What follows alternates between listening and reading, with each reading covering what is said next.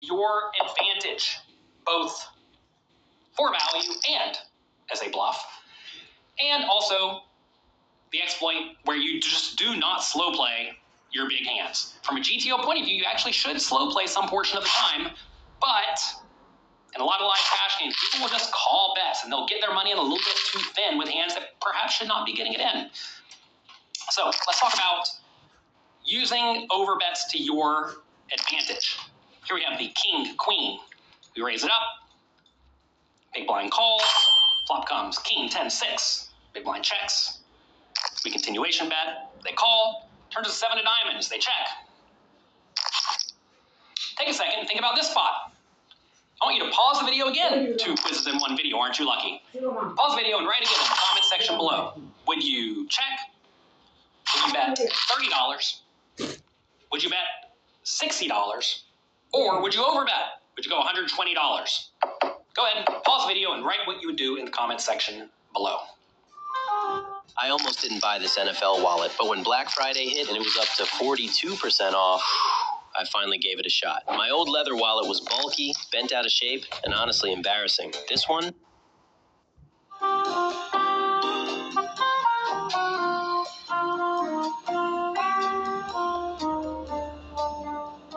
This is a spot where you want to go for the overbet. A very common scenario where the GTO strategy is to overbet is when there are 2 flush draws on the board and the board is very coordinated and you have either a chunky draw, a premium draw, or a made hand that is almost certainly good but very vulnerable.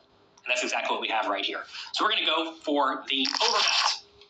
Actually, don't even mind going a little bit bigger. We go 100 here. That's fine. Maybe 120 is even better, depending on your opponent's tendencies. Opponent calls. River is a 4 of spades. Opponent checks. And now, I think this is another really good spot for an overbet. You may say, what will my opponent call with? Well, it turns out when a lot of draws miss, your opponents are going to find hero calls. And notice in this scenario, basically all the draws missed. So, go for the jam. We go for the jam, and we collect the call. And notice what a lot of people do wrong in this spot is they raise in the continuation bet, just like we did. But on the turn, they bet $40 or $50. And then they get called. But notice, at this point, the pot would be $100 less. It'd be $170 instead of $270, right? And we would have $50 more in our stack. And then on the river, we would not be able to go for the all-in because the pot would be 2.5 or 3 times the size of our stack. By overbetting the turn, we get to put in the big river bet and get a double up instead of winning only a little bit. Of course, you can also use overbets as bluffs, especially when your opponent is very capped. Whenever your opponent very likely has a marginal made hand and you can have a lot of nuts, that becomes a really good bluffing spot. Let's discuss slow playing. Don't do it. Here we have a set.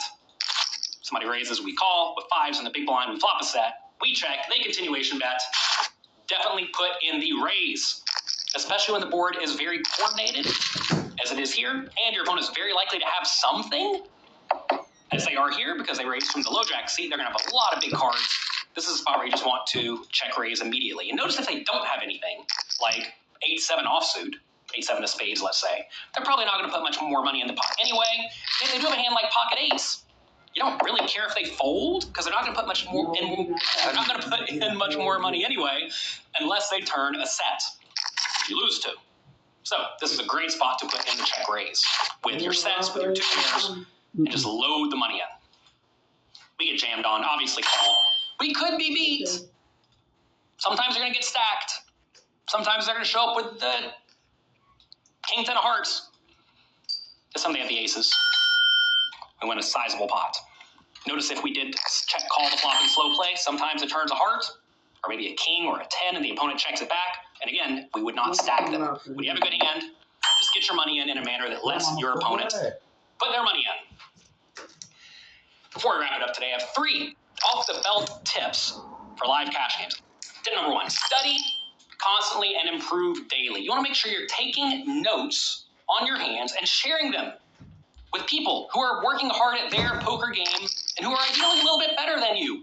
Tip number 2 is to exploit. If you play live cash games at a popular casino, a lot of those places have live streams where you can watch your opponents play before you actually go and play with them.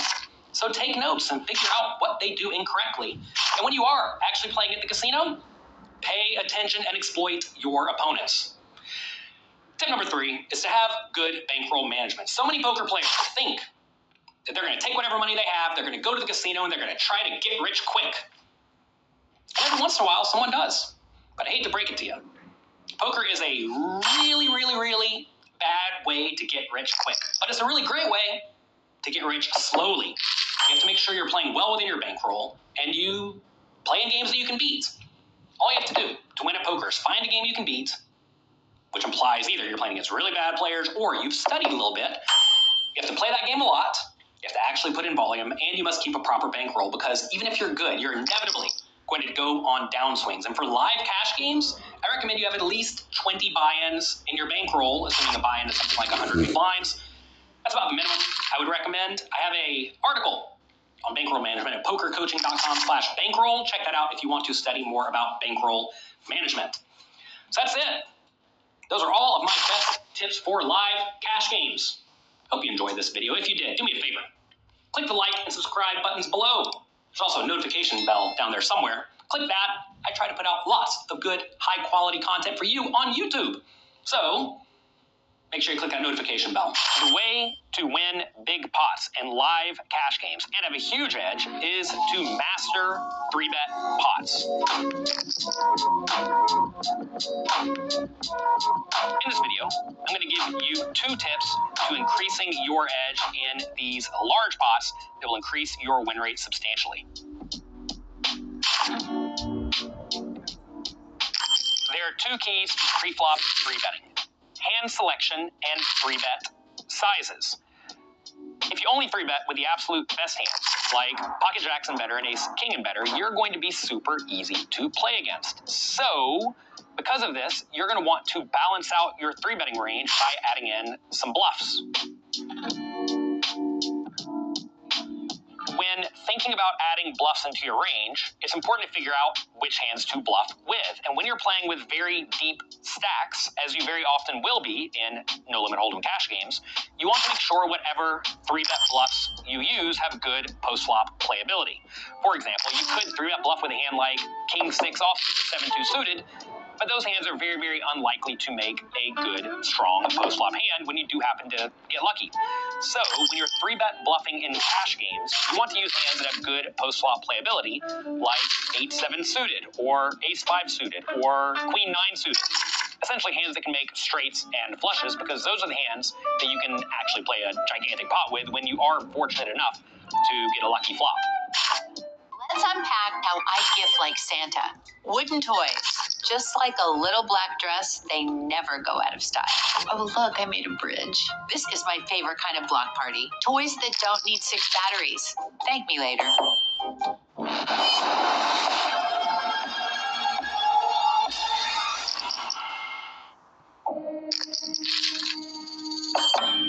This is a memorial to the dead.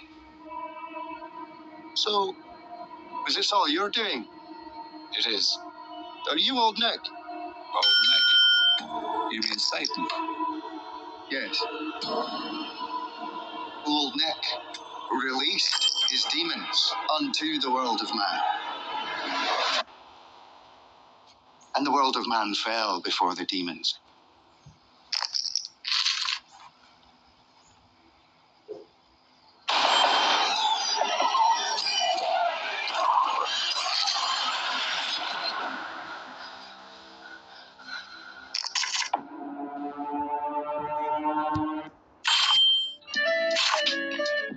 When you are likely to play the hand in position, you can 3-bet with a much more polarized range, opting to just call with hands that don't want to get 4-bet. For example, if someone raises and you have a hand like king-queen offsuit, you would much prefer to call in position because you really do not want to get 4-bet and have to fold that decently playable hand. But when you are out of position, such as when you're in the small blind or the big blind and you want to 3-bet, usually then you want to be 3-betting with a much stronger linear range of a lot of your very playable hands, because winning the pot before the flop with any hand from out of position is a fine result. Typically when you are three betting from in position, you're going to usually want to three bet to about 3.2 times your match. Those hands are very, very unlikely to make a good, strong post-flop hand when you do happen to get lucky. So when you're three bet bluffing in cash games, you want to use hands that have good post-flop playability, like 8-7 suited, or ace-5 suited, or queen-9 suited. Essentially hands that can make straights and flushes, because those are the hands that you can actually play a gigantic pot with when you are fortunate enough to get a lucky flop. When you are likely to play the hand in position, you can three bet with a much more polarized range, opting to just call with hands that don't want to get four bet. For example, if someone raises and you have a hand like king queen offsuit, you would much prefer to call in position because you really do not want to get four bet and have to fold that decently playable hand. But when you are out of position, such as when you're in the small blind or the big blind and you want to three bet, usually then you want to be three betting with a much stronger linear range of a lot of your very playable hands, because winning the pot before the flop with any hand from out of position is a fine result. Typically, when you are three betting from in position, you're going to usually want to three bet to about 3.2 times your opponent's initial raise. So if you're playing $1, $2 no limit, and they raise to, let's say, $7, if you want to three bet in position, you'll make it something like $22. But when you're out of position, you're going to want to make it more like 4 times your opponent's initial raise. So if they make it $7, you'll make it more like $28 from out of position. So now that we have pre-flop strategy down, let's take a look at 2 examples to illustrate these points.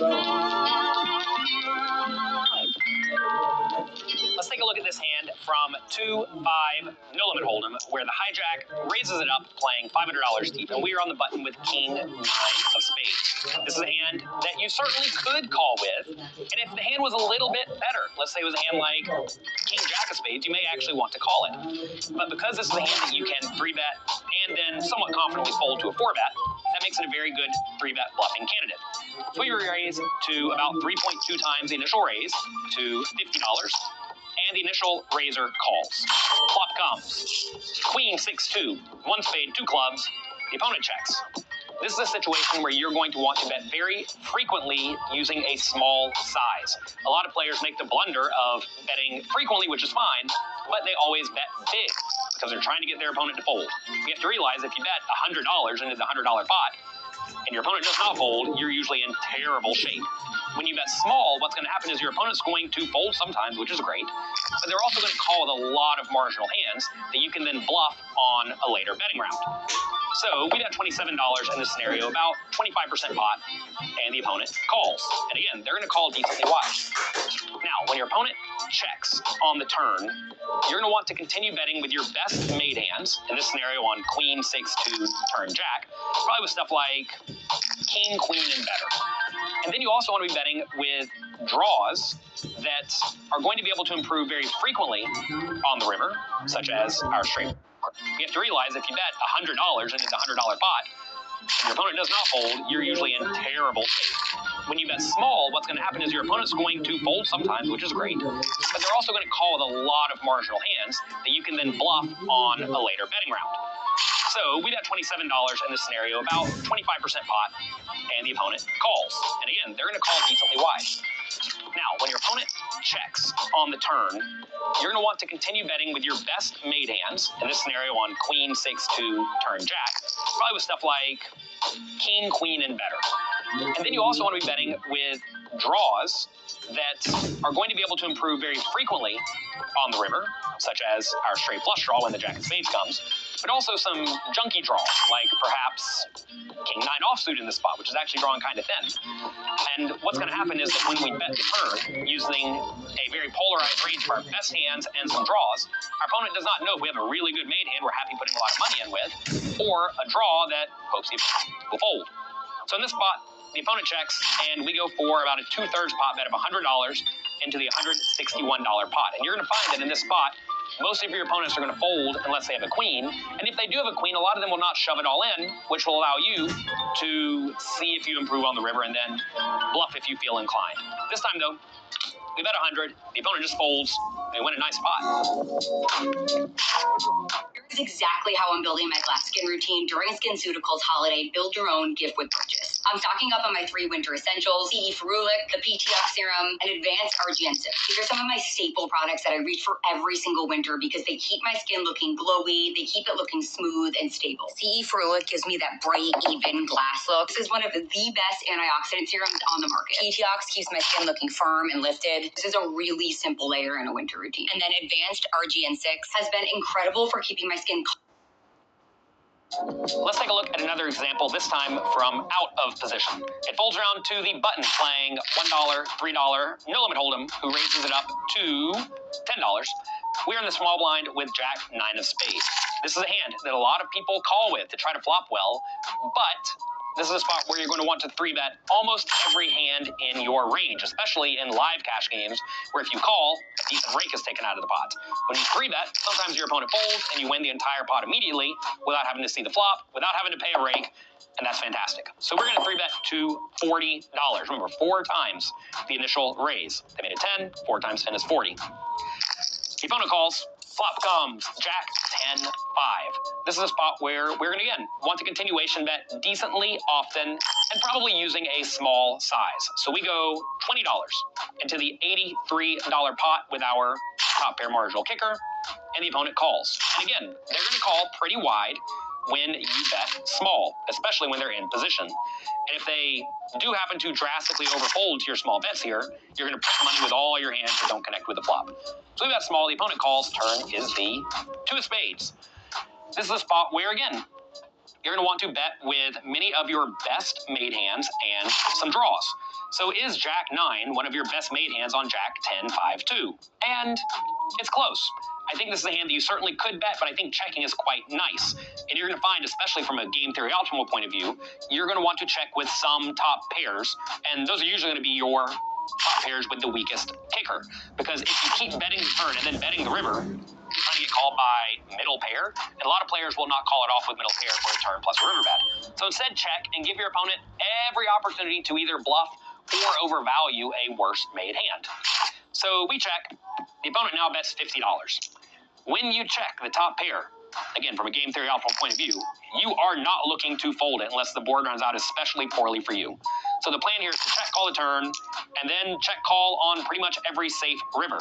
The only really bad rivers in this scenario would be an ace, a king, or a queen, because the opponent will have a whole lot of random overcards in their range, or perhaps that would hit a kicker if they had a hand like king 10 and a king comes. So river's a 6, which is an excellent card. We're going to check the river and call whatever the opponent bets. We check. They rip it all in for a little bit less than pot. And I realize in this scenario, it feels kind of rough calling it off with the top pair because obviously we could be beat. But at the same time, there are a lot of busted draws and also perhaps even some thin value bets that may be getting super greedy. So we have a very, very easy call in this spot. We call. The opponent. It's close. The opponent checks, and we go for about a 2/3 pot bet of $100 into the $161 pot. And you're going to find that in this spot, most of your opponents are going to fold unless they have a queen. And if they do have a queen, a lot of them will not shove it all in, which will allow you to see if you improve on the river and then bluff if you feel inclined. This time, though, we bet 100. The opponent just folds. They win a nice spot. Let's take a look at another example, this time from out of position. It folds around to the button playing $1, $3, no limit hold'em, who raises it up to $10. We're in the small blind with Jack 9 of spades. This is a hand that a lot of people call with to try to flop well, but this is a spot where you're going to want to 3-bet almost every hand in your range, especially in live cash games, where if you call, a decent rake is taken out of the pot. When you 3-bet, sometimes your opponent folds and you win the entire pot immediately without having to see the flop, without having to pay a rake, and that's fantastic. So we're going to 3-bet to $40. Remember, 4 times the initial raise. They made it 10, 4 times 10 is 40. The opponent calls, flop comes, Jack 10, 5. This is a spot where we're going to, again, want to continuation bet decently often and probably using a small size. So we go $20 into the $83 pot with our top pair marginal kicker, and the opponent calls. And again, they're going to call pretty wide when you bet small, especially when they're in position. And if they do happen to drastically overfold your small bets here, you're going to print money with all your hands that don't connect with the flop. So we bet small, the opponent calls, turn is the 2 of spades. This is a spot where, again, you're going to want to bet with many of your best made hands and some draws. So is Jack 9 one of your best made hands on Jack 10, 5, 2? And it's close. I think this is a hand that you certainly could bet, but I think checking is quite nice. And you're going to find, especially from a game theory optimal point of view, you're going to want to check with some top pairs, and those are usually going to be your top pairs with the weakest kicker. Because if you keep betting the turn and then betting the river, you're trying to get called by middle pair, and a lot of players will not call it off with middle pair for a turn plus a river bet. So instead, check and give your opponent every opportunity to either bluff or overvalue a worse made hand. So we check. The opponent now bets $50. When you check the top pair, again, from a game theory optimal point of view, you are not looking to fold it unless the board runs out especially poorly for you. So the plan here is to check call the turn, and then check call on pretty much every safe river. The only really bad rivers in this scenario would be an ace, a king, or a queen, because the opponent will have a whole lot of random overcards in their range, or perhaps that would hit a kicker if they had a hand like king 10 and a king comes. So river's a 6, which is an excellent card. We're going to check the river and call whatever the opponent bets. We check. They rip it all in for a little bit less than pot. And I realize in this scenario, it feels kind of rough calling it off with the top pair because obviously we could be beat. But at the same time, there are a lot of busted draws and also perhaps even some thin value bets that may be getting super greedy. So we have a very, very easy call in this spot. We call. The opponent shows the king, queen for a very reasonable bluff. We win a nice pot. It's your last chance to get the biggest discount of the year on Poker Coaching Premium and Peak GTO. Take your poker study to the next level with Peak's ELO rating and track your progress to poker dominance. Also, make sure you take part in the interactive poker hand training, the monthly curated challenges, and the guided drills from our top poker coaches. Head over to pokercoaching.com/Black Friday to get started right now. My husband used to ejaculate prematurely until this. My hubby is ejaculating so fast, and then he gets so anxious. Finding spots to bluff in no-limit hold'em cash games is vitally important to ensuring your long-term poker success. If you hang out and wait for your best hands and just try to win big pots with those, you'll either win a little bit, break even, or perhaps even lose. The players who are winning the big bucks at the game are the ones that win a lot of small and medium pots that do not belong to them. And in this video, I'm going to show you 2 of my absolute favorite bluffing spots so that you can implement those into your strategy and start bluffing your opponents out of their seat. Let's take a look at some hands. Let's take a look at a situation where you have a whole lot of very, very strong hands in your range and your opponent does not. Let's suppose we're playing 5-10 no limit hold'em. We raise it up from the low jack seat with king 10 of spades and the big blind calls. Flop comes queen 9-5. So we have a gut shot. Opponent checks. This is a spot to make a medium-sized continuation bet, especially with our polarized range of our best hands and our draws and our gut shot with an overcard and backdoor flush draw. It's definitely a draw. So we bet 35 and the opponent calls. It's important to note right here, most players will raise with their sets, mainly pocket 9s and pocket 5s, and also with queen 9, which means the best hand your opponent can have in this scenario is something like king queen or queen jack, and that's the best they can have. Whereas at the same time, we can have queen 9 suited, pocket queens, pocket 9s, pocket 5s, aces, kings, ace queen, king queen, right? We have all the good hands. Turn is a 2 of spades, which is a complete blank. Perhaps we even have pocket 2s every once in a while, and they don't. They check. This is an excellent spot to bet the turn using a very big size. Because if you think about the opponent's range compared to ours, we have a whole lot of really good hands and a whole lot of draws. Whereas the opponent has a whole lot of medium strength hands.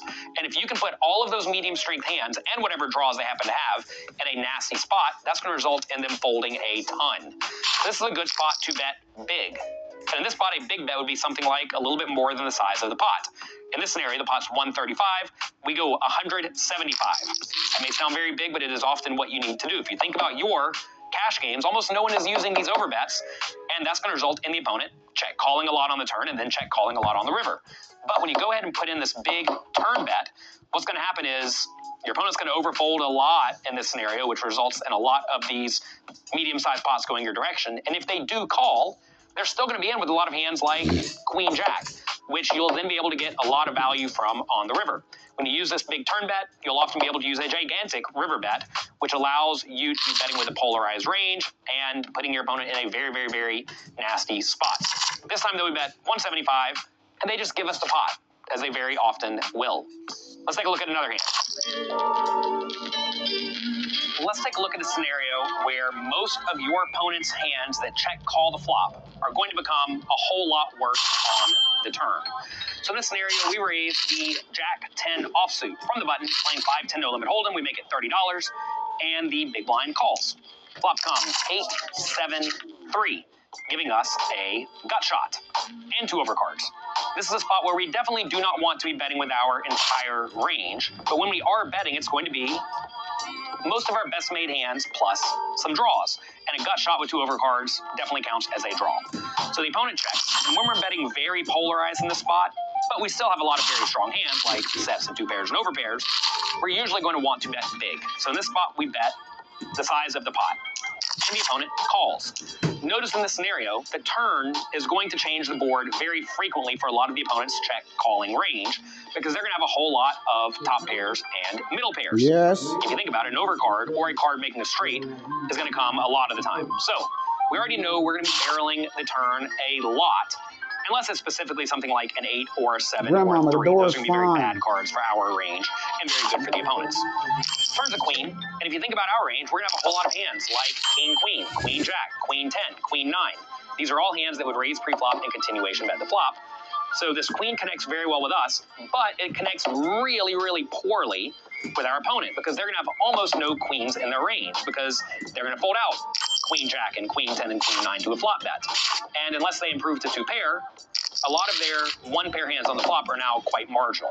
So this is an excellent spot to use a big turn bet, usually with the idea of blasting them on the river. So in this spot, the opponent checks, we bet 200 into the 195 pot, so about the size of the pot, and they call.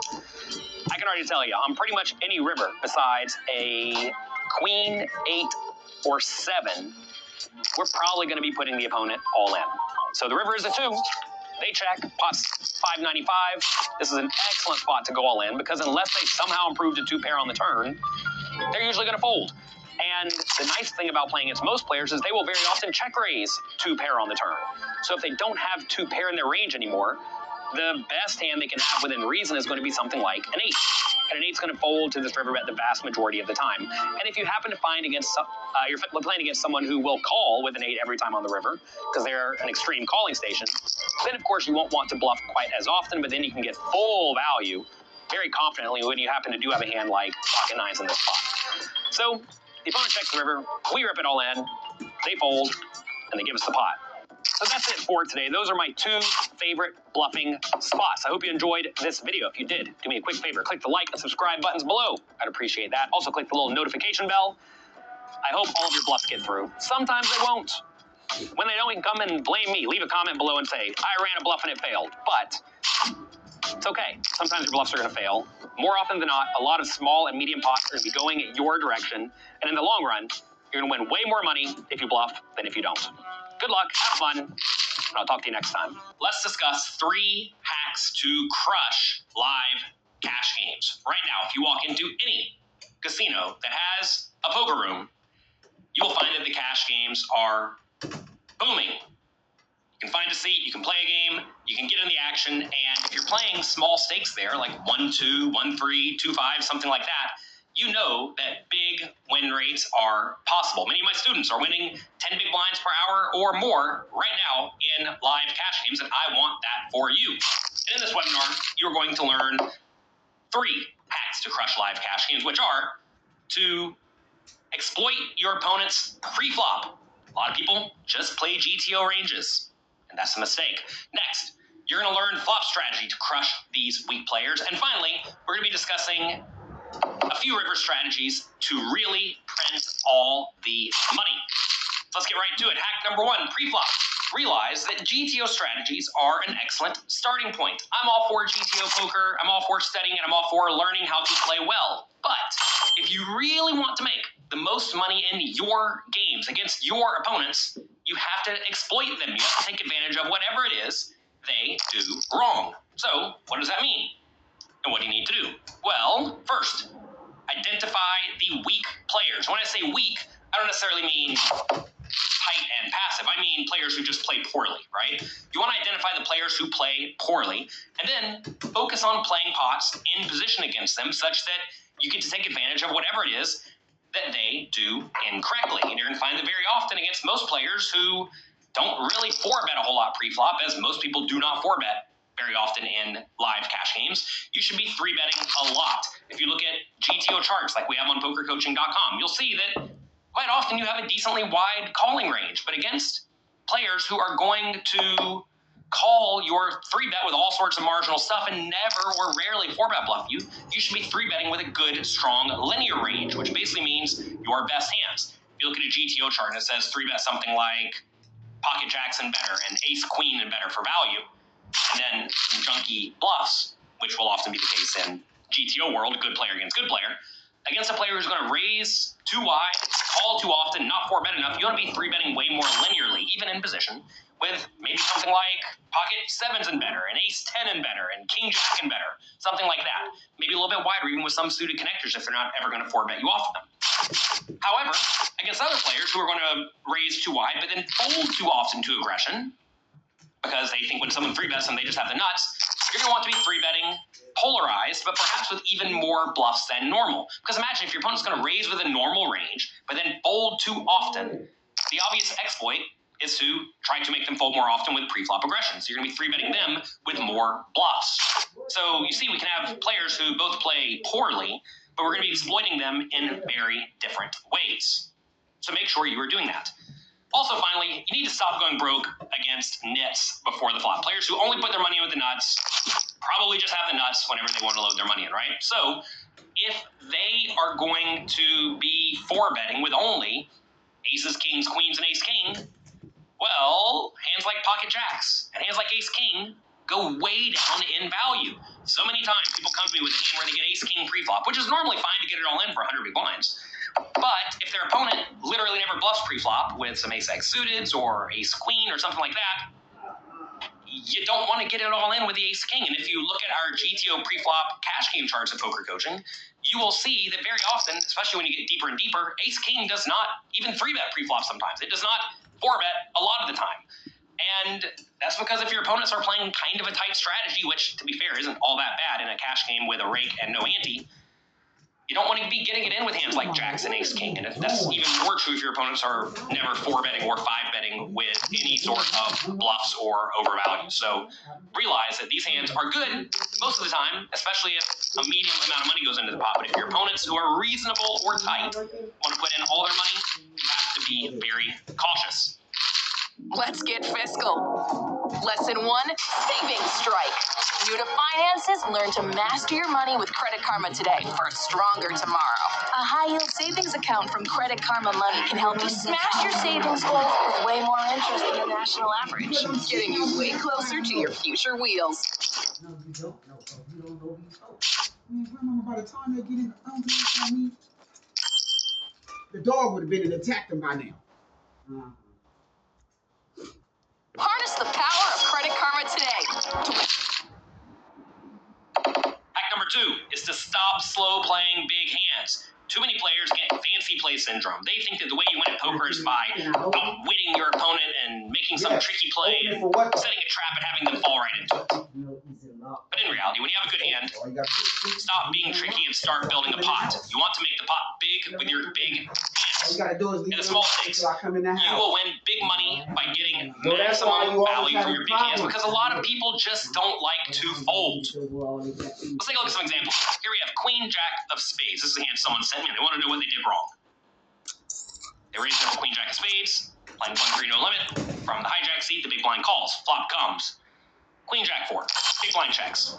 This is a spot where you should definitely bet. They told me in the comments that, you know, I have a queen and a jack, I block their good hands, what could they possibly have? Therefore, I'm going to check it back.